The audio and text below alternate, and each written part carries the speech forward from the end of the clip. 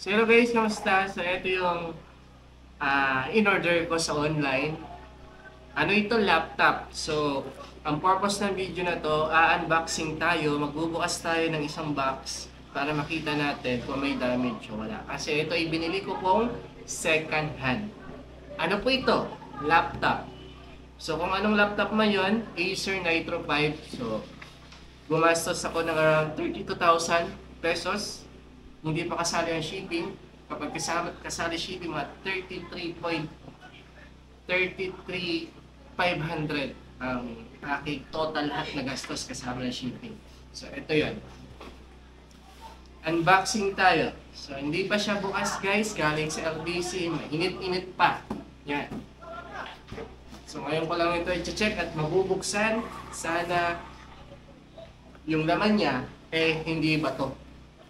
Kundi yung in-order talaga natin na laptop. Kaya ako bumili ng isang laptop dahil gusto ko mag-upgrade.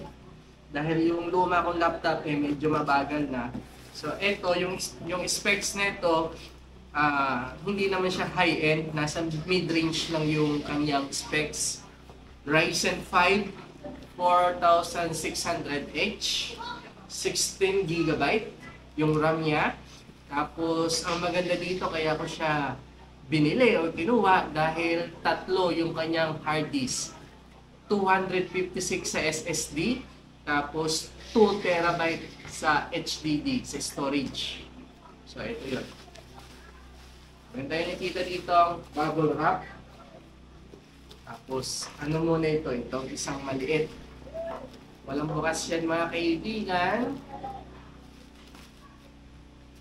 Pas tayo. Tingnan natin kung ano. Ito.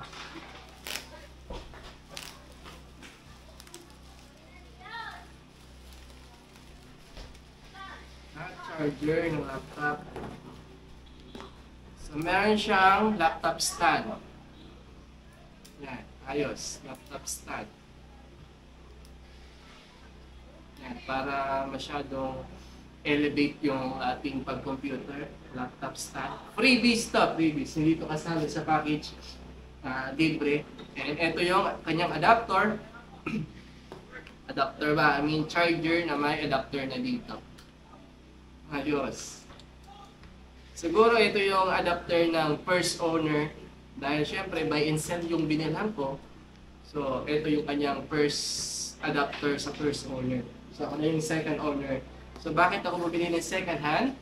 Kasi yung dati ko laptop, second hand din yan. And then, marunong din naman tayo, medyo lang naman, marunong magkalikot ng laptop. Kumbaga mag-repair, mag-ayos. So, kaya second hand yung binibili ko. Dahil, syempre, kapag second hand, mura.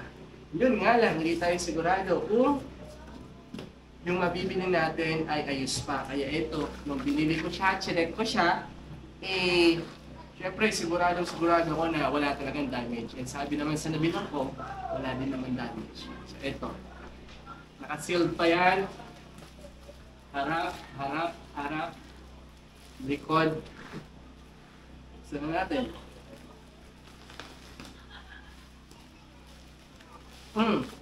Kapal ng bubble wrap. Ito talaga nagustuhan ko sa LBC. Kapag nagpapaship kayo ng mga gadgets or kung anumang klaseng bagay, talagang balot na balot siya ng bubble wrap para yung item na pinapadala nyo ay talagang safe. Yan.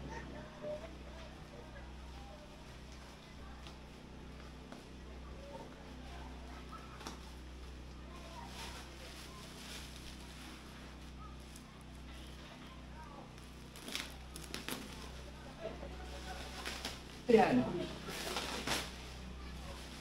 Sana laptop ang laman, hindi ba to? So, wala naman siyang natunana, wala naman siya dito. Sabay ko na dito. So laptop ang in-order ko, pero bakit bagang dumating?